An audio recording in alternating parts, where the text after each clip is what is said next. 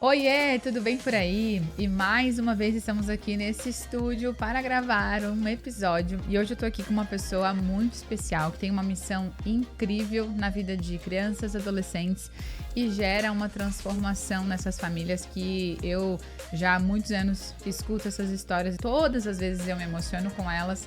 E hoje eu tô muito feliz por poder, de alguma forma, fazer com que vocês possam escutar também. Então hoje eu estou aqui com a Carla Zippel e eu vou pedir para que ela se apresente para vocês. Eu venho de um lugar comum, eu trabalhei a minha vida toda, tive filho com 22 anos, batalhava bastante para dar o mínimo de sustento para ela e, na verdade, o propósito me encontrou. Não fui eu que fui buscar o propósito. Meu sonho era fazer faculdade e eu só fui ingressar na universidade com quase 40 anos. Meu sonho era dar conta da minha vida, simplesmente. Eu costumo dizer que o propósito me encontrou.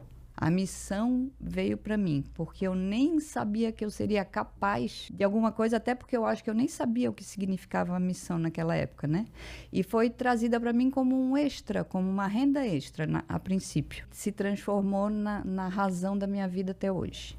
Muita coisa aconteceu graças a esse encontro, né, que eu tive com a minha missão. Eu gostaria que tu comentasse a respeito de como foi esse primeiro encontro, que aí eu acredito que a partir disso se desencadeou muitas outras histórias de transformação, não só para ti, mas também para essas famílias que tiveram a oportunidade de te conhecer. Como que foi assim esse primeiro encontro, esse primeiro ou até mesmo a primeira vez que tu sentiu, cara, eu quero fazer isso para a minha vida? Essa percepção das etapas do processo são conteúdos que eu passo a compartilhar com as pessoas, com os outros atendimentos, porque vai agregando, né? Hoje eu tenho convicções assim, que vêm desse início, porque eu não apostava nada, eu não tinha universidade, eu trabalhava na época num grande colégio de Florianópolis, onde a documentação, a titularidade pesava muito, eu não tinha nenhuma, e uma oportunidade de prestar um pequeno serviço. Era essa minha pretensão, que ia durar algum tempo e, como tudo na vida, ia acabar. E assim começou. Eu comecei a atender uma família a convite de uma outra pessoa para supriu um buraco que ela não podia atender, e era muito simples o atendimento, era dar uma assistência para um menino que tinha problema de comportamento, não tinha disciplina para estudar, muito simples. A pessoa que me propôs entendeu que eu daria conta, vamos dizer assim, né? E tranquilo, cara, estamos em maio, é como uma aula particular, e eu fui com boa intenção, totalmente consciente de que eu não tinha, né, formação, não era... Eu tinha dificuldade, inclusive, mas o que tu fazes? Eu tinha dificuldade de dizer, porque, de fato, não tinha um nome, né? E assim começou em maio. No final de 2004. No final daquele ano, eu já atendia 5 famílias. Nossa! Porque aí uma família comentava com outra, nossa, encontrei uma pessoa, porque a gente trabalha, a gente tá fora o dia todo, ele fica sozinho, e, nossa, assim, tá resolvendo o problema. E no primeiro ano, assim, acabou o ano letivo. Ah, que bom, foi bom, mas acabou. E acabava mesmo no meu coração, porque eu não tinha nem expectativa de futuro, né? E fevereiro do ano seguinte, telefonemas. Ah, posso, dia tal, coisa tal. Coisa. Isso durou 3 anos. Famílias diferentes, maneiras de chegar diferente, já começou a enriquecer meu repertório. Depois de 3 anos, eu fiz isso durante 12 anos. Nos 3 primeiros anos foi muito essa coisa de não acredito que pode ser tão bom, eu não mereço que seja tão bom, coisas normais de quem está em processo. Depois do 3º ano, em outubro do ano anterior, eu fechava a minha agenda do ano seguinte. Nossa, que lindo. Depois, mais ou menos nesse período, eu brinco que virou ser chique ter horário comigo. Concorrido. Era muito concorrido e, assim, muito no meu mini universo, obviamente, né? Era muito prestigiado essa coisa, né? De conseguir o horário com a Carla. Vamos lá conversar, negociar com ela, ver se sobra um horáriozinho. Às vezes eu dizia assim, gente, eu não tenho mais as tardes, só tenho a noite. Não, pode ser à noite. A custa de... Eu ficava com pena da criança, mas foi o período que me rendeu, assim, uma energia, vamos dizer, né? Porque por causa disso eu entrei na universidade. 2 dias depois que eu graduei, eu entrei na pós. Depois disso, eu me especializei em neuroeducação, educação parental, coach de liderança, coach de vida, neurolinguística e mais outros, né? Que eu sempre tive uma amizade muito grande com conhecimento, sempre gostei de aprender. E exatamente sobre isso que eu passei a defender os meus pontos de vista, muito mais do que incorporada de títulos e diplomas. Eu sou uma contadora de história vivida. Uhum. E eu acho que esse que é o gostoso para mim e para quem escuta eventualmente, né? Eu gosto de iniciar sempre a conversa escutando a história ou o momento desse encontro com o que a gente de fato nasceu para fazer, porque é sempre tão inspirador, assim, dá um quentinho no coração, né? E eu acredito muito que ele nos encontra mesmo, né? Porque tu não estava buscando isso, né? De alguma forma isso aconteceu, né? A vida se apresentou com essa oportunidade. E eu separei aqui algumas perguntas que, dado a tua área de atuação e tudo mais, a tua experiência aí com todo esse trabalho, que eu acredito que seja de curiosidade de várias pessoas. Então, eu vou te fazendo as perguntas e aí vai ser um bate-bola, assim, né? Ótimo. Então, faço a pergunta, você responde, que aí depois a gente pode compartilhar com várias pessoas também. Ótimo. Tem uma aqui que é: Carla, quais são os aspectos do desenvolvimento cerebral infantil que todo pai deveria conhecer? Eu acho isso muito pertinente, assim, para, né, entender de desenvolvimento humano não é um pré-requisito teórico nem acadêmico, né? Porque às vezes a ideia de ter que aprender alguma coisa para criar filho já gera a preguiça de querer entender. Então, eu costumo defender assim, não é sobre aprender, só te abre para a possibilidade de que existe esse universo e que, no meu limite, eu estou aberta para perceber no mundo aspectos desse pedaço que eu não via antes. Uhum. Então, o desenvolvimento humano, ele é um pilar muito interessante para quem está aberto para entender. Eu gosto das analogias que dá para fazer sobre entre uma coisa e outra. Por exemplo, se um pai está aberto para compreender que todo filho não é um objeto, ele é um ser vivo como uma planta, por exemplo, e que, enquanto semente, nesse caso dessa espécie que é a humana, não há garantia que eu plantei, por isso vou colher. Entendeu? Não é porque eu botei semente de macieira que vai nascer uma macieira para eu colher maçã. Então, se ele está aberto para compreender, porque já é muito complicado, né? A gente vem de paradigmas muito rigorosos. Eu canso de escutar pais que dizem assim, porque meu filho sou eu. A minha filha é igual a mim. Quando começa nessa fala, eu digo, Senhor Jesus, ajuda. Como é que eu vou conversar? Eu preciso abrir um caminho para dialogar com essa família, partindo do pressuposto dela, não do meu, né? Então, eu já vejo muito...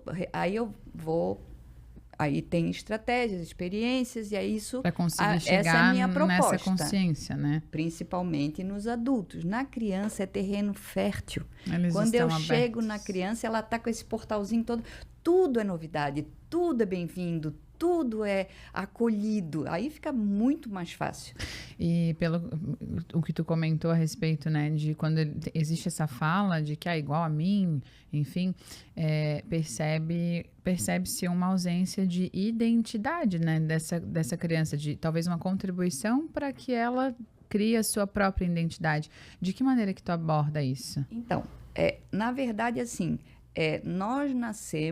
Nós somos um representante da espécie que nasce, veja bem, com 100% de emoção e 0% de intelecto. Esse é o estado. Isso já faz parte da teoria do desenvolvimento humano, né? Porque eu conheço famílias onde os pais dizem assim, ó, com 3 meses, 4 meses, meu filho manda na casa, meu filho gosta disso e não gosta daquilo, mas numa propriedade super-humana. Porque saiu de dentro de mim. Tu sabe se ele está sentindo frio. Por quê? Porque ele saiu de dentro de mim. É um paradigma, não é um erro nenhum, não é um julgamento. É um ponto de vista. Por esse ponto de vista, a criança nasce, o ser humano nasce 100% emocional e 0 intelectual, ele não tem identidade, ele vai construir a identidade dele. Ponto. E aí o caos que se instaura quando eu digo que ele é o que eu sou. E aí, na verdade, assim, entender desenvolvimento humano também está relacionado. Na infância, até 1 ano de idade, eu sou bichinho querendo comer e ser tocado. Ponto. Né? Tenho necessidades básicas que precisam ser supridas. Várias, emocionais e físicas, enfim. Até os 3 anos, eu sou, vamos botar bem literal assim, sem identidade. Mas o que eu sou então? Eu sou um copiador. Eu sou um imitador dos comportamentos. Então, eu começo a estruturar isso que a gente vai chamar de identidade imitando. Imitando quem me cerca, quem está ali em volta de mim. E, muito bem, já é um paradigma que dá para a gente ficar uns 3 dias conversando. Sim. Por quê? Porque entram questões de comportamento, né? Aí, se eu fizer isso, já perguntaram para mim, se eu me comportar assim, garantido que o meu filho se tornará isso? Com certeza não. Né? Mas o que é o interessante da abertura? Todo comportamento no teu filho pequeno, infantil, que te incomoda, ele não é a causa, ele é o resultado. Meu filho grita muito. Ok, isso te incomoda? Incomoda. Me fala sobre o ambiente que ele vive. Muitas vezes, não sei, porque fica na casa da avó, porque fica no colégio, porque fica... Ok, tá vendo qual é o teu trabalho? Ponto de partida. Vai lá investigar primeiro. Mas entenda, porque isso às vezes incomoda, né? Entenda, seu filho não é um problema. Ele está sinalizando alguma coisa que merece um adulto para lidar com isso. Como a plasticidade cerebral influencia a forma como as crianças aprendem e se comportam? Que aí acho que deve ter uma conexão com isso que tu estavas falando aqui também. De novo, o cérebro é um órgão. Ele basicamente funciona assim. Input, processa, output. Eu recebo estímulo do mundo... Eu processo com o que eu tenho de ferramenta e respondo ao mundo com um comportamento, com uma ação, enfim. Como que funciona a neuroplasticidade? O cérebro recebe estímulo que ele nunca viu. Então, ele tem uma química que vai começar a ser produzida a partir desse evento pequeno. Ir para uma escola nova, por exemplo. Um professor que ele nunca viu. Enfim... Muda de casa, entra a novidade.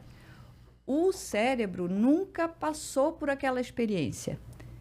Se ele é assessorado por pessoas que contribuem para o processo neurológico, dizendo assim, ó, eu entendo, estás ansioso, né? Não estás preparado para essa escola nova, né? Mas eu vou tentar, adulto, né? Adulto, eu vou lá te levar, a gente vai junto, eu estou do teu lado, segurando a tua mão, vai assessoria e suporte. Agora a gente vai encontrar isso, depois a gente vai ver aquilo, eventualmente as pessoas podem dizer isso ou aquilo para você, mas não se preocupe, a criança vai estruturando o emocional dela... Recursos, né? Com os mínimos recursos que ela tem, mas de uma forma... Segura. Consolidada e segura. A partir do momento que ele enfrenta e cria um novo comportamento em relação àquela novidade, ele está usando da possibilidade de condicionar o próprio cérebro. Então, a neuroplasticidade é a capacidade que o cérebro tem de resiliência, de se adaptar, de se desenvolver, de se estruturar, de se condicionar e ficar mais forte.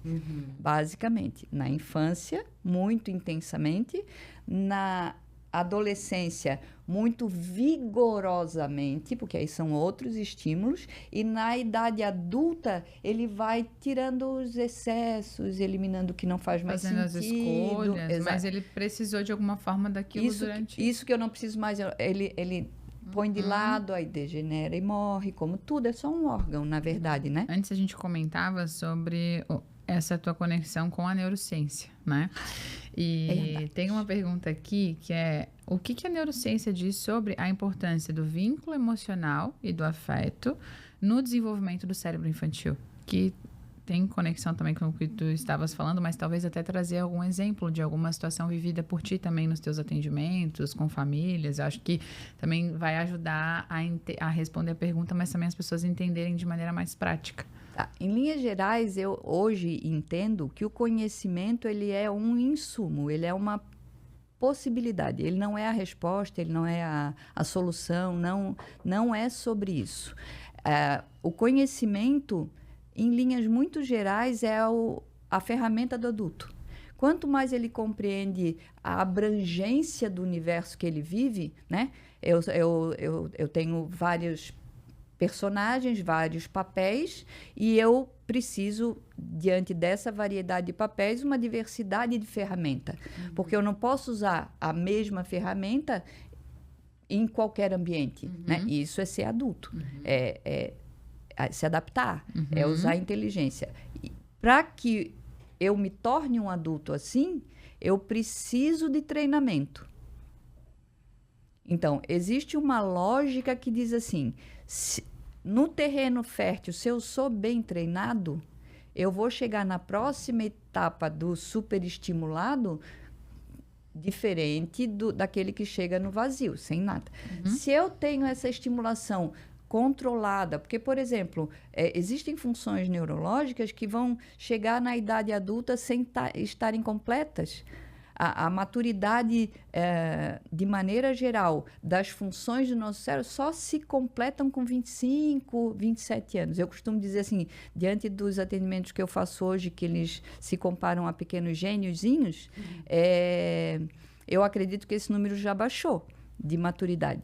Mas a neurociência é só um recurso. Mas veja bem, se eu consigo minimamente estar aberto para entender que existe um órgão que tem química, que tem física, que tem eletricidade, que tem memória, que tem uma série de componentes que afetam as relações, no meu caso, assim, eu sou completamente tendenciosa na fala, porque a neurociência, ela organizou as minhas ideias, e eu me sinto privilegiada, porque eu conheci a neurociência passava de 2015, 2014 mais ou menos, e eu gostei tanto que eu me mergulhei nessa teoria, mas eu já tinha muita experiência, e aí eu encontrei na neurociência uma teoria que dizia assim, ó, entendi, por que assim não assado, por causa, e isso o afeto está diretamente relacionado com isso que eu conto.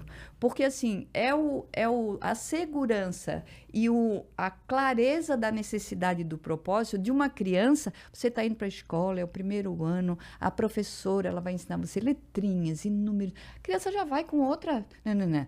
Agora, eu dei aula em universidade para professores. Os relatos sobre o comportamento dos pais diante da escola é preocupante, né? Então, assim, a criança não sabe para onde está indo, quem é que ela vai encontrar, ela não conhece, ninguém diz para ela quais são as regras, ela vai aprendendo à medida que ela vai tropeçando. E pensa, ela não tem uma casa para voltar para contar, e ela tem que ir para lá no dia seguinte. Aí, criou-se o bullying? Não criou-se, amor. Fala sobre bullying com uma criança segura. Nunca que ela vai entrar num jogo do bullying. Né? Eu convivi com crianças o suficiente para saber. Os meus alunos diziam assim, tu acredita que fizeram isso com fulano? Aí eu dizia, é mesmo, e qual foi teu comportamento? Eu recriminei. Eu contei para o professor. Muito bem, você foi uma pessoa muito decente. Uma criança falando de outra criança, mas num lugar seguro, onde ela pode contar. Onde ela até relata o que ela acha daquela situação. Tem né? direito à opinião, né? Que é outro critério, né? Objetificar criança leva para esse lugar. Quando a criança é vestida, condicionada, quando ela chega na adolescência, ela está batendo com a cabeça na parede. Porque ninguém disse para ela para onde que ela ia, o que ela ia enfrentar. Quais os recursos que ela podia ter, Quem que ela buscar. pode contar, né? E se acontecer isso, faz o quê? Não sei. Seja o que Deus quiser. Não tem pai nem mãe. Enquanto os outros diziam assim, ó... Uma vez um aluno disse assim para mim, ó... 2 irmãos brigando, assim... Carla, mas não fui eu... Ontem ele já estava com esse hematoma. E a briga foi hoje. Aí o irmão dizia assim, ó... Tu acha que a Carla não ia notar se aparecesse um hematoma em mim de ontem para hoje? Como se fosse óbvio. E o hematoma era bem escondido, né? Eu, na minha cabeça de adulta, pensei assim, ó, ai, meu Deus, essa criança que acredita em tanta coisa. Aí eu disse, é claro que eu ia notar, imagina. Né? Entende? Porque, assim, a confiança nessa fase da vida, eu quero confiar, eu quero ser segura, me ensina que eu quero aprender. Eles têm sede, né? E assim, ó, olha pra mim. Olha, fala comigo. Cara, eu vou contar uma coisa pra ti que eu nunca contei pra ninguém. Aí eu entendi, não interrompo, não critico, não julgo, não. Tem uma coisa que eu quero te contar que tu não pode contar pra minha mãe. Dependendo do assunto, eu já falei assim, ó. Eu posso fazer um trato, mas eu sei que tu vai falar, eu vou contar para ela, mas numa hora boa. Entendi. Eu vou te explicar como é que funciona comigo. Se a tua mãe não me perguntar, eu não vou tocar nesse assunto com ela. Eu não vou lá no trabalho dela dizer, dona fulana, eu vim aqui dizer que seu filho tirou 2 na prova. Não vou fazer isso. Agora, se ela passar por mim e disser assim, ó, quanto que o fulano tirou naquela prova? Não estou lembrando, mas acho que é número par. Posso também. Agora, sim, se eu entender como adulta que esse 2 vai te prejudicar, eu sempre deixava claro, eu trabalho para os seus pais, eu não trabalho para te obedecer. Eu sou adulta e eu tenho que me posicionar. Não, eu entendo. Não, mas eu vou falar. Hoje ainda.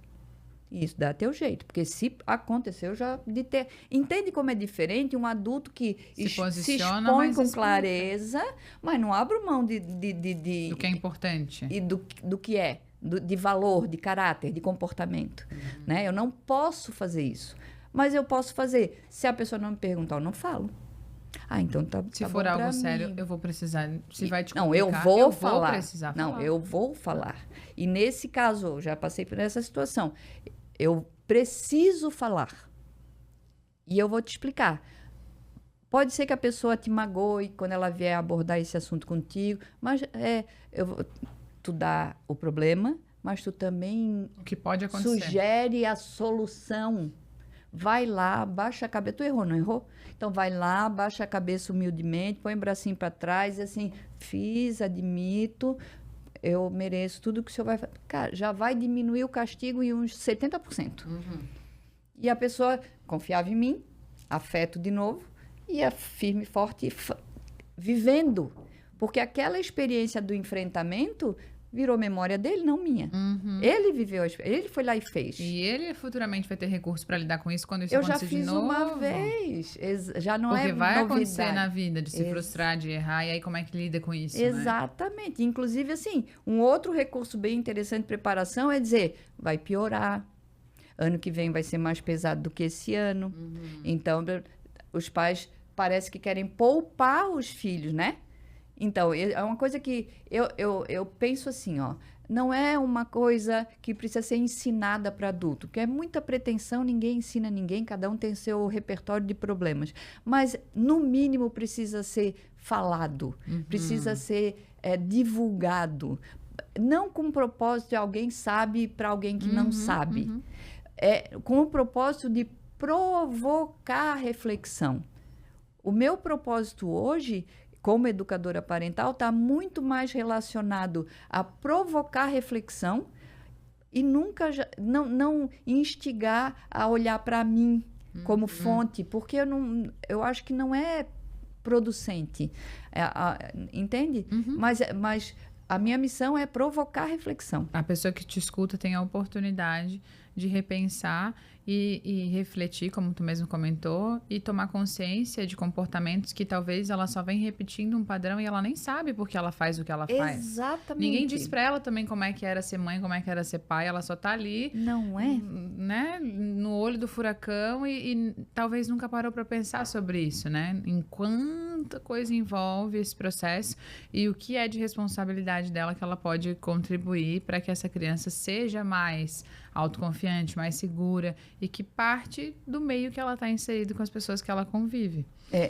Eu queria que tu abordasse sobre autorregulação emocional. Por quê? Delícia. Fala-se muito sobre isso, eu vejo tanto nas empresas, né, times de venda, times de atendimento, enfim, principalmente, né, em quem lida com atendimento ao cliente, precisa dar uma trabalhadinha para conseguir... É para falar para adulto? Podemos falar sobre Para adulto. A importância de autorregulação emocional para o adulto, e daí a gente pode falar na sequência para a criança também, porque acaba sendo um reflexo, né? O que eu vejo muito, não é a minha área de conhecimento, mas o que eu vejo muitas vezes é os adultos estão completamente descontrolados e sangrando às vezes em qualquer ambiente, inclusive abordando assuntos que não é para crianças, são assuntos de adultos, e depois cobrando uma maturidade emocional dessas crianças que elas não... elas mesmas não têm. E se no ambiente que elas estão inseridas, elas estão vendo isso, elas vão achar que é isso que é o normal. É explodir, é o falar alto, é o ser reativo. Elas vão repetir, como tu mesmo comentou anteriormente. Então, a gente podia abordar das duas formas. Tanto para adulto quanto para criança. Esse adulto que não sabe se comportar em reunião, ele já foi uma criança que não foi estimulada a amadurecer controle inibitório, que é a função no cérebro que faz isso. E é a que demora mais tempo mesmo. Por quê? Porque a assessoria é fraca. Né? Se a assessoria fosse mais efetiva, talvez os estudos evoluíssem nessa teoria, dizendo que controle inibitório, com os pais que nós temos hoje super maduros, que estimulam frustração, espera, paciência, que trabalham o erro de forma positiva, ia contribuir muito. Do jeito que a gente vem fazendo, como paradigma, não é julgamento pessoal a ninguém, é um lançamento para reflexão, eu poupo meu filho da frustração. Pobre anjo. Eu poupo meu filho da espera. Pobre anjo. Aí, esse adulto se tornou. Entende? É como se fosse... vamos da ponta para o início, que fica mais fácil. O mundo está do jeito que está por conta... Agora eu tenho uma boa notícia. Pode acabar em mim. Pode acabar aqui. Meu filho, não. Né? Basta se abrir para essa possibilidade. Não é uma maldição hereditária. Né? Não é. Não é como tem que ser, porque crianças são assim. Isso, porque na verdade se inverteu, né? Eu tenho um filho problemático. O meu olhar, minha lente já mudou. E eu estou atrás de famílias que conseguem estar abertas para essa possibilidade. É que quem está com óculos errado é o adulto. E a criança só está mostrando assim, me vê mas me vê direito. Olha para mim, mas olha direito. Porque até aqui, na infância, eu me adaptei para te agradar. Mas essa brincadeira dura muito pouco tempo. Imagina, são 8 anos de fingimento. Daqui a pouco ele cai na real, ele diz, opa, aí dói. Aí ele chega um adulto sem instrumento. Não tem ferramenta para se controlar. Existem os pais autoritários que produzem esses adultos. Existem os pais permissivos que geram esses adultos. Por outras vias, mas é a mesma coisa. Existem os pais, os autoritários, os permissivos, aqueles que pouco ligam, ignoram, e tem aqueles que participam. A melhor chance do desenvolvimento de uma criança, a melhor, não é garantia de resultado, mas é de quem participa. Sim, meu filho e não deu, não consegui. Mas pelo menos eu sei do que eu estou falando. Eu sei de quem Tô eu estou vivendo. falando. A identidade dela está garantida. Mas calma, ele está trabalhando isso. 25 anos, ele tem consciência dessa... Porque é todo mundo ser humano. Não é Tá todo mundo em processo. não é uma obra-prima que eu criei. Tanto que eu gosto dessa frase que diz que educar não é ensinar o caminho, é ensinar no caminho. Porque é um caminho de uma vida inteira. Se eu confio na minha mãe, eu tô com 60 anos, volto lá dizendo: ô mãe, tu acredita que ontem aconteceu assim? A minha mãe vai dizer aquela palavra de sabedoria que o meu coração tá precisando. E a gente entra naquele paradigma de que tô segura, tenho match, já foi feito o vínculo, não se perde mais. E talvez a pergunta que surja quando estiverem assistindo, né? E a gente está falando de autorregulação emocional, é sobre, tá, beleza, eu não sou mais uma criança, eu sou um adulto e eu identifiquei que sim, não tive assessoria, não tive ninguém que, né, me ensinou no caminho. Quais são as possibilidades de busca para esse desenvolvimento?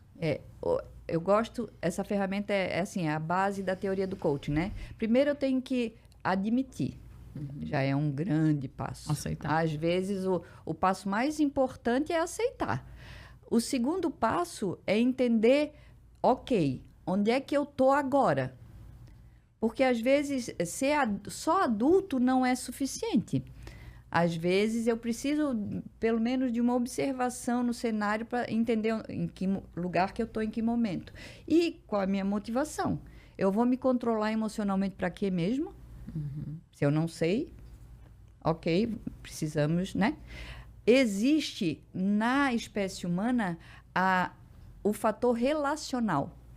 É muito difícil, em vários aspectos que a gente poderia discutir aqui, de eu me observar, eu me curar, eu me tratar sem a interferência das informações que só uma relação traz, né? Então, minha recomendação é assim, primeiro, identifica, admite que tem uma coisa que pode ser melhorada. Segundo, entenda o seu momento. Perceba a minha motivação, o que eu vou perder se eu mudar isso, porque tem muito interesse envolvido. E busca ajuda, porque autorregulação foi um processo neurológico que não se concluiu. Então, nem todo mundo tem maturidade para dizer assim, ó, tu te excedes nisso. Pronto, acabou, já começa a chorar, sai daqui e nunca mais volta.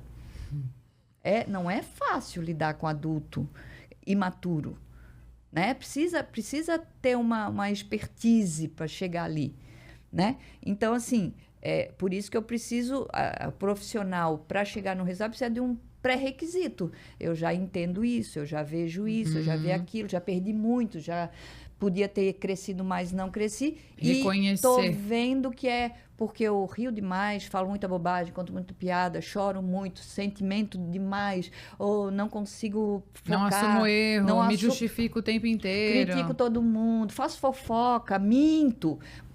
Qualquer, porque não é fácil se vulnerabilizar. Não é fácil se admitir. Mas é o único caminho para poder... Exato, mas assim, ó, pensa, no meu sonho ideal, no meu mundo utópico, se eu crio criança entendendo que eu ser isso aqui não significa o meu todo. Uma vez eu atendi uma criança, eu adoro essa história. Ele disse para mim assim, um gênio. Aí conversamos, não sei o quê, daqui a pouco ele disse assim, ó, mas tu já notou que eu sou teimoso, né? Aí eu olhei para ele e disse assim, ó, não entendi, que eu gosto dessa interrupção, porque dá um tempo para eu pensar para que eu vou responder para a criatura, né? Aí eu vou elaborando aqui. Aí eu disse, eu não entendi. Ele disse, eu sou muito teimoso. Eu sou uma pessoa difícil, 10 anos. Aí eu entendi. Só para eu compreender melhor o que tu queres dizer, quem foi que te disse isso? A minha mãe. Entendi. E o que faz tu entender que isso é um defeito? Porque ela fica triste. Entendi. Eu vou contar uma história para ti. Eu tenho um irmão que... Tu acha que tu é teimoso? Eu acho que ele é umas 500 vezes mais que tu. Aí a criança já baixou o ombro aqui, ó. Já acabou. Ela não tá sozinha no planeta. Ela tem companhia. Aí eu disse, então, eu vou te dizer, é o cara mais legal que eu conheço. É um bom pai, trabalha. Aí fui botando um irmão que às vezes exagera para ajudar a criança, dependendo da dor, né? Mas tu já entra nesse lugar. Afeto. Teimosia. Se ele entra na vida adulta teimoso, ele tem um repertório interno que derruba ele. Porque eles não contribuíram para levantar. A criança que não é elogiada ou é elogiada indevidamente, exageradamente, ou eu não vou deixar minha filha arrogante, não vou largar nem o elogio para ela conhecer a vida na real.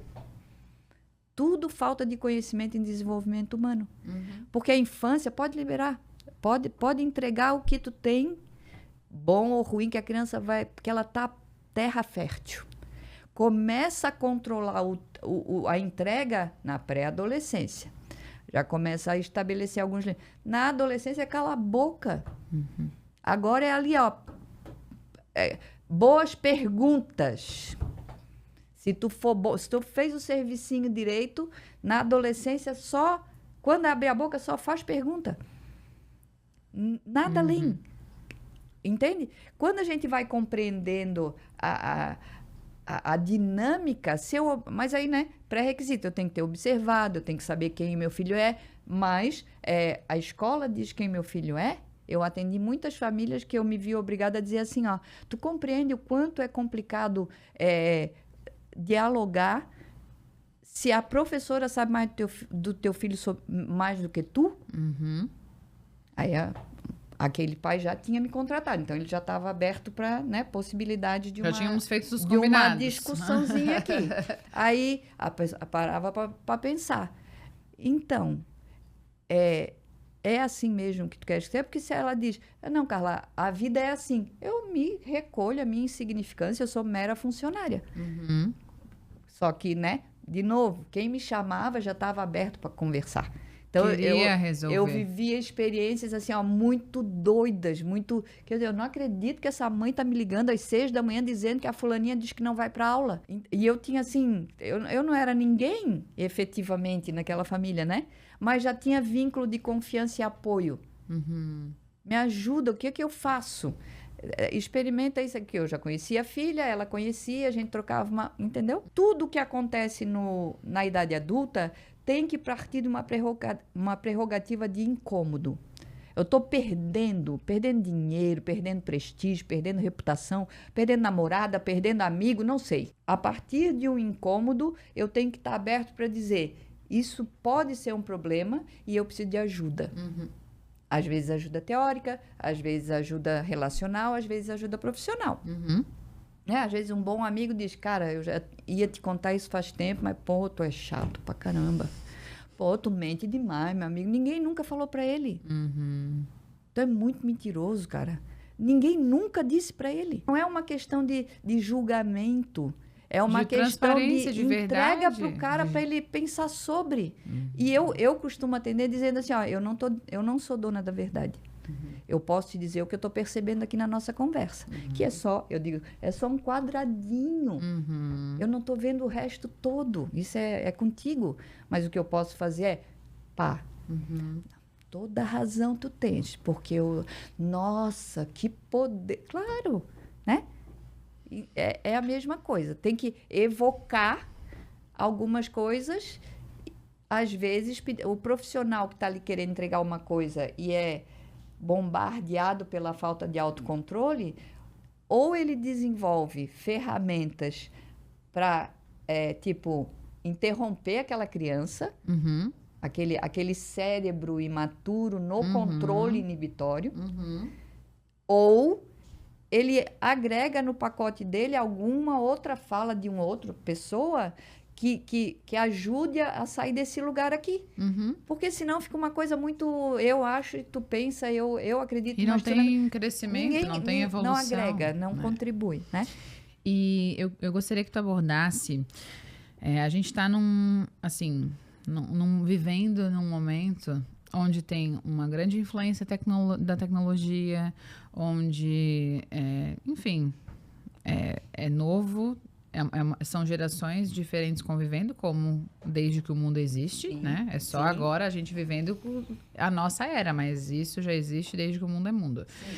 E eu queria que tu abordasse, porque é algo que tem aqui também, que é sobre a importância e o impacto da rotina para a criança, o excesso de telas, as tecnologias e sono, porque são 3 pilares que aparecem aqui como é que concilia tudo isso e como é que organiza tudo isso de uma forma prazerosa para essa criança, né? Porque eu escutei relatos e tem algumas escritas aqui também de que como é difícil colocar rotina ou como é difícil fazer com que o fulaninho durma no tal horário para ter o nananá. Eu tenho percebido isso com pessoas próximas, às vezes até de né, amigos, enfim, que muitas vezes quando vai no atendimento com algum profissional, com psicopedagogo, enfim, e ele dá a primeira tarefa, que é a tarefa de... mas deixa eu só te fazer uma pergunta. Existe uma rotina? Rotina? Que é isso? Quem é né? rotina? Aí, olha, aqui tá uma sugestão. Teu desafio é implementar isso aqui e aí tu volta quando tu conseguir. Tem gente que nunca mais volta. Nunca.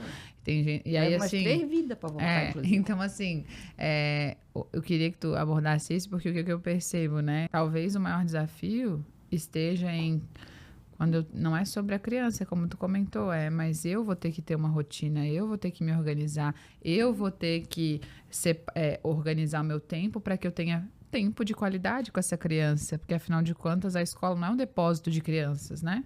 Ou a escola educa, né?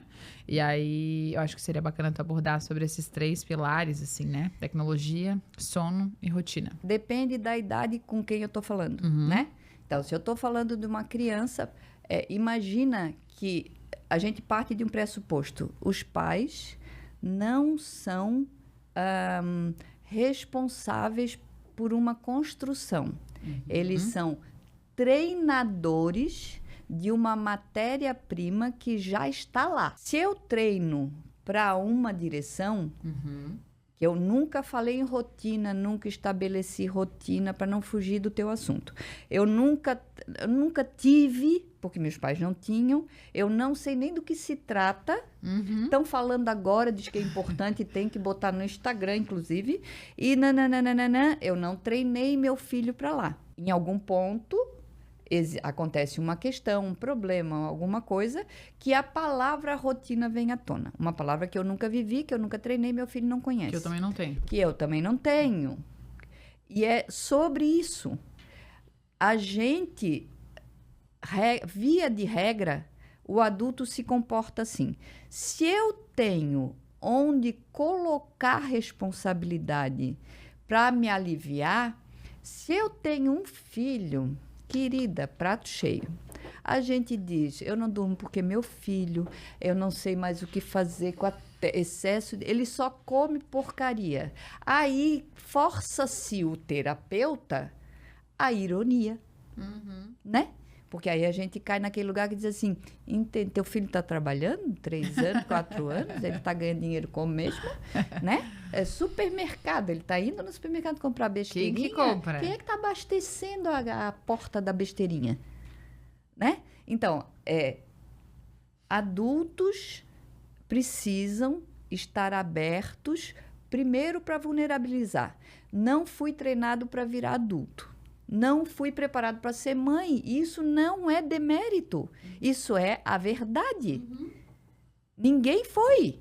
E não, se eu admito, eu estou me humilhando. Não, estou falando a verdade só. Parei de mentir, não quero mais mentir, acaba em mim. A partir desse momento, o jogo de parceria com o filho, seja lá de qualquer idade. Porque eu já dei esse conselho milhares de vezes para pais. Tudo que teu filho precisa é de pai e mãe humano, que erra, que não sabe.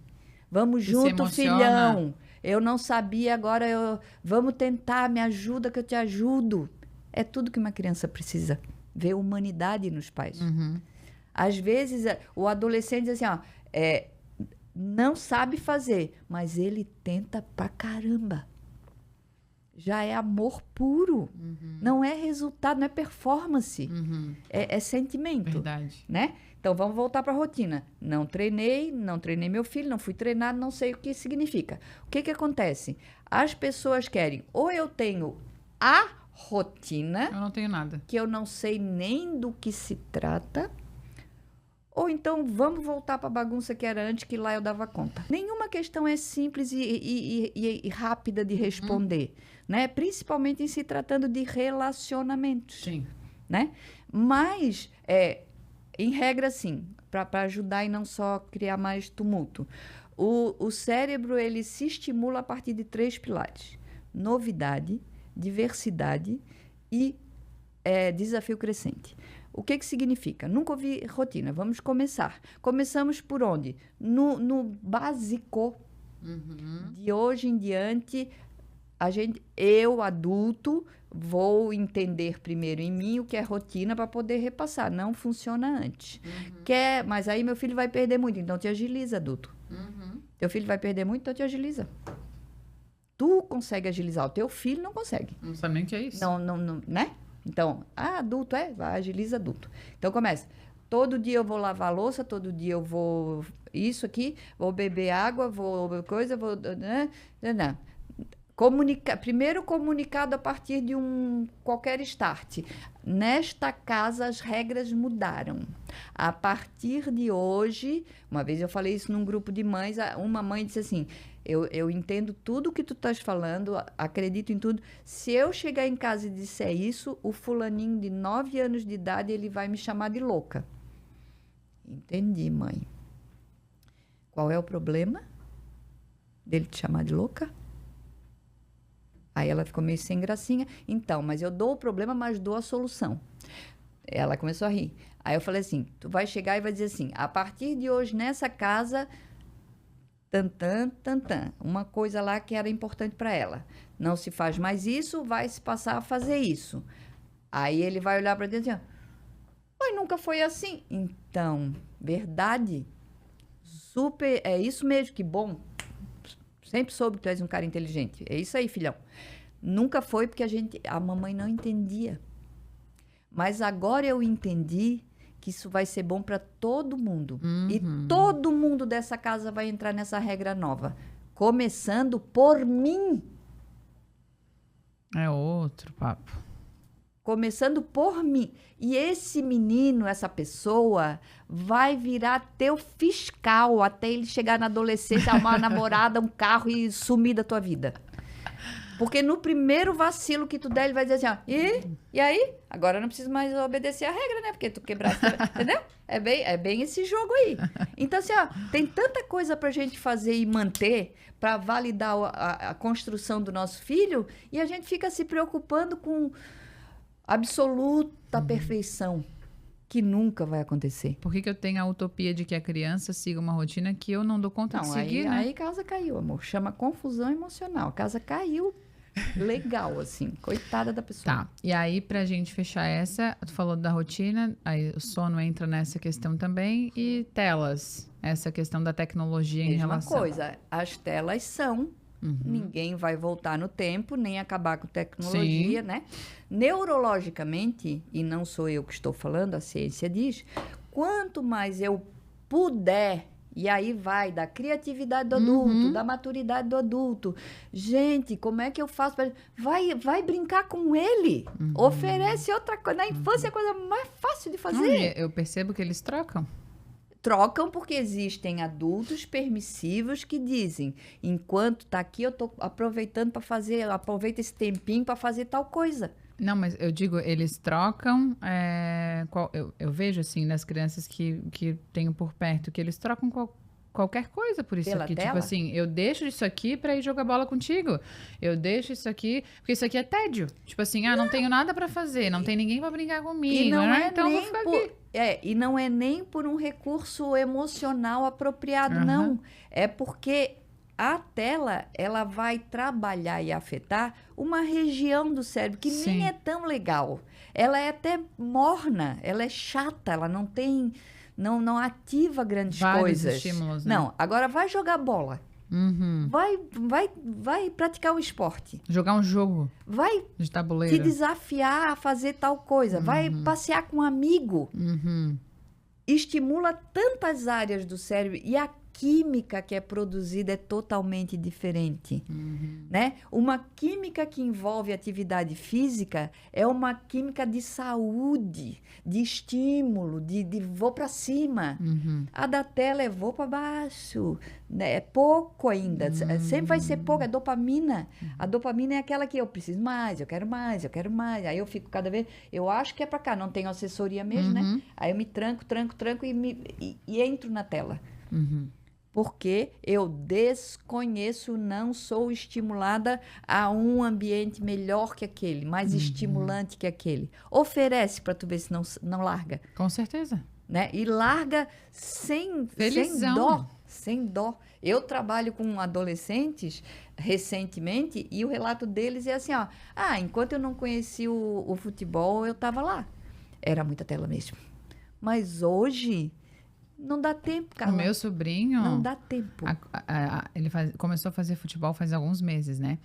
Aí é a fase dele, tudo é sobre isso. Aí eu percebo uma característica importante, assim, e faço questão de reforçar. Ele começou, aí ele vê vídeo de drible, de melhores jogadas, e ele sabe de jogadores que nem, né, que nem é da época dele agora, mas porque ele pesquisa, porque ele vai atrás e não sei o quê. E aí, o que eu percebi? Do ano passado, final do ano passado para esse ano, eles mudaram o horário ali por conta de na hora que ele jogava era muito quente. Aí eles estão fazendo agora, tipo, de manhã, então é 8 horas. E ele para acordar cedo era um desafio, né? Aí, esses dias eu tava, né, enfim, eu levantei, fui fazendo as coisas. 7h30, todo pronto, produzido. Eu falei, gente, o que é isso? Hein? O que um exercício eu fiz não faz com a pessoa? Vou jogar bola? Não sei o quê. Não é? Todo envolvido. Então, tu vê a transformação que o esporte pode, né, de alguma forma propiciar. E eu não gosto nem da palavra transformação, né? Sempre foi. Aí vai Ele só não era potencializar estimulado, né? o que for estimulado.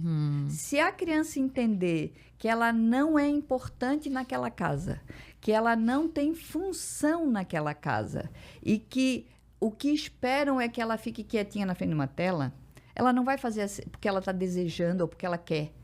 É porque ela se adapta É o que esperam, né? ao que ela entende que esperam dela. Agora, tu pensa uma pessoa que... Uma criança que é assessorada por um adulto que, de verdade, senta na frente dela, olha no olho e diz, me conta o teu dia. Me diz quantos pais fazem isso. Sentar na frente, olhar no olho e dizer, me conta que eu tô aqui só para ti. Eu acho que muito do meu trabalho naqueles 12 anos estava muito... Tem essa parte da presença. Total. É a presença intencional. Eu sei qual é meu papel de mãe. Eu sei qual é meu papel de pai. Eu sei qual é meu papel de prestadora de serviço. Imagina o dilema do professor que eventualmente possa entender e acreditar nisso. Como é que ele vai dar atenção e presença? Ele tem que criar a dinâmica dele, não é uma teoria, né? Eu trabalhei o início da vida da minha filha 3 expedientes, mas ela tinha a hora especial que ela sabe. A hora que ela mandava em mim. Ela dizia o que a gente ia brincar, de que jeito a gente ia brincar, porque eu tinha que ir de um serviço para outro serviço. Aí ela dizia assim, ó, mãe, já acabou a hora especial? Não, querida, tem uns 10 minutos. Então, eu vou fazer mais uma brincadeira contigo. Aí ia pegar e fazia mais uma brincadeira. Essa criança, ela foi vista. Ela não precisa de ser vista 24 horas. Ela precisa se sentir vista. Ouvida. Conta, como é que foi? Entendi. Não interrompe, pelo amor de Deus. Não faz careta, pelo amor de Não Deus. julga. Né? Porque isso é julgamento. Eu estou julgando aqui, meu Deus, não faz careta, não mexe. Eu conto sempre, a minha filha contava histórias no início da adolescência, assim, meio. Não mexe, não. Eu pensava, não mexe, não. Respira. Normal, finge normalidade, tá tudo bem, aquele dedo apavorada. Mas, né, maturidade diante daquele que está em construção. Aí depois só cobra resultado. É muito complicado a vida do ser humano, né? Mas a gente está aqui falando sobre isso. A minha esperança é falar, e mais gente falando. Tem muita gente boa falando, muita gente boa. E eu quero aproveitar o ensejo para que tu comentes sobre o teu livro, né? Que se materializou, aí sei que era um dos sonhos e objetivos. É o primeiro de muitos, eu espero. E está maravilhoso. Tive a oportunidade de ler. Obrigada. E gostaria que tu falasse sobre esse projeto, mostrasse ali na câmera também. Então, Cadê o Adulto que estava aqui? O título dele já foi uma inspiração era uma frase que falava com o meu coração, baseado nas experiências que eu já tinha. Esse livro, ele mais do que uma pretensão de ser uma obra literária, é uma vontade do meu coração. Ele fala dos 12 anos que eu atendi famílias. Porque, de fato, aquele repertório de experiências que eu vivi, e não foram todos bons, tiveram muitos desafios que eu tive que enfrentar, e eu vi muita coisa triste, muita coisa que eu não foi agradável de viver, do ponto da experiência da criança, dos ambientes que ela vive, mas enriqueceu muito meu repertório. Então, na verdade, meu sonho era dizer assim, eu não queria guardar isso só para mim.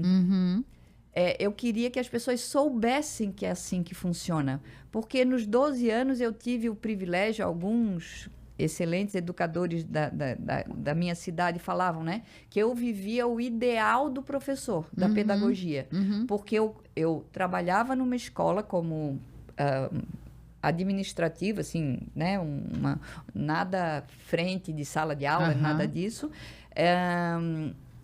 Frequentava a casa das crianças, então conhecia o ambiente da escola, o ambiente da família e trabalhava com o vetorzinho, com aquele elemento ali, nos dois ambientes, porque o nosso assunto era só escola.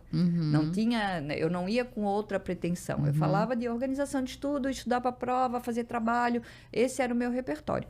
Então, ao longo de 12 anos e muitas histórias incríveis, eu tinha um desejo de registrar isso. Aí, claro, eu parei em 2016 e escrevi o livro em 2024. Ao longo desse tempo todo, eu aprendi muita teoria, né, que eu nem tinha na época que eu atendia. Então, a ideia não é trazer teoria, era contar a história. Uma representação da minha gratidão por essa fase da minha vida, né? Se vão aparecer, tem projetos de outros livros aí, mas nenhum mais vai ser do jeito que esse aqui foi criado. Ele foi concebido, ele foi escrito em 4 meses, ele foi concebido antes na minha cabeça. Quando eu escrevi, eu já sabia o que eu queria dizer. Eu já li e recomendo, acho que a gente tem a oportunidade de refletir sobre cada história, se emocionar, muitas vezes se identificar com aquelas crianças, né? E aí é um convite para a gente olhar para nossa criança. E depois, quem tem interesse em saber mais, procura o Instagram da Carla Zippel e aí manda lá um direct que ela dá um jeito de conversar com você, passar o valor, o link, o endereço e esse livro chega até a sua casa também. Pra gente finalizar, já tá acabando. Esse bate-papo, essa conversa incrível aqui, que sim, a gente poderia ficar falando por o dia inteiro, porque a gente focou em temas mais famosos e que tinham mais perguntas aqui, mas eu amo esse assunto, tu sabes, a gente passava horas conversando sobre isso, muito contribuiu com o meu crescimento também, então sou muito grata pela tua existência na minha vida. Obrigada. E gostaria que você, como o nome do nosso podcast é Vida e Venda, eu gostaria que tu dissesse o que é a vida para ti e depois o que você acha sobre vendas, porque aí eu estou construindo todo um material de percepções diferentes sobre a vida, sobre vendas, porque é tudo isso que a gente fala aqui. Afinal de contas, a gente precisa vender para viver, né? Porque afinal de contas a gente precisa, enfim, dos recursos para se manter.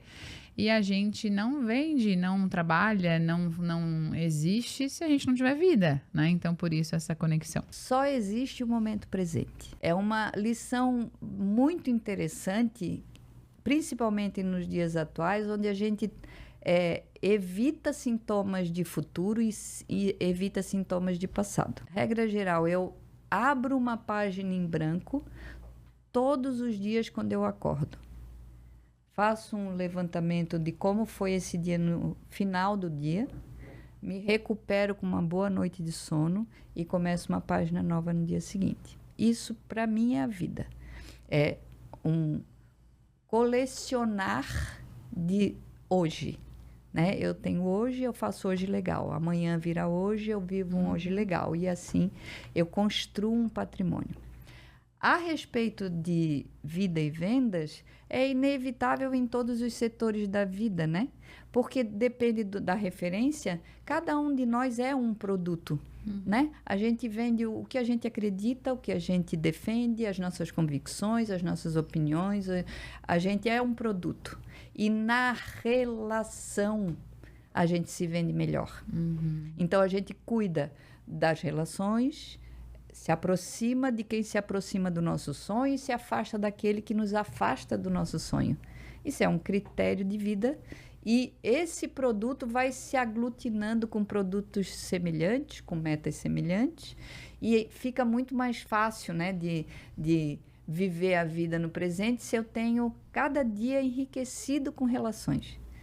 Então, eu acho que a gente se vende o tempo inteiro como pessoa, como ser humano, a gente é visto numa vitrine o tempo inteiro como referência, positiva ou negativa, e cada um que responda por si.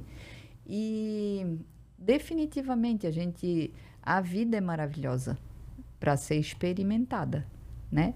Experimentada na troca. Troca é venda, né? Eu te convenço, eu argumento, o bom senso fala mais alto, eu preciso daquilo que tu não tem e tu precisas daquilo que eu tenho em excesso. A gente cambeia e negocia, entra num acordo e todo mundo ganha. Eu adorei. Gostou? Gostei. Improvisei aqui. Eu amei. Tentei entrar no clima, mas Eu amei. Vou, inclusive, improvisei. usar nos meus próximos... Eu tenho diversos conceitos sobre vendas, porque eu acho que, de fato, é um universo muito grande, né? E cada vez que tem uma percepção diferente, eu agrego lá a esse universo. Veio agora só para agregar lá no teu negócio, para a gente emenda, quantas pessoas se colocam em liquidação? Nossa! Quantas pessoas são... Torra tudo! Torra tudo, desespero total, não valho nada.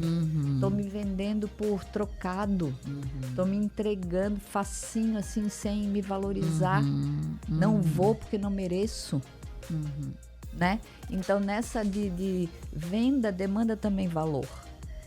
E valor não é necessariamente monetário, né?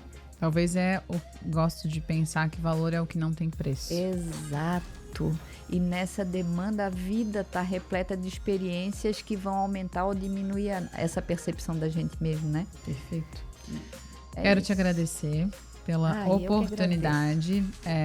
Espero que tu tenha gostado dessa experiência e que a gente possa gravar vários outros episódios sobre vários outros temas e que seja uma fase incrível, né, daqui de hoje em diante para frente. Estou muito feliz. Obrigada. Por ti, pela tua jornada, por estares aqui. Conta comigo. Amém. Obrigada, querida, pela oportunidade, pelo espaço. Ai, foi incrível, foi muito bom, muito, muito agradável, muito bom, muito bom. Espero repetir.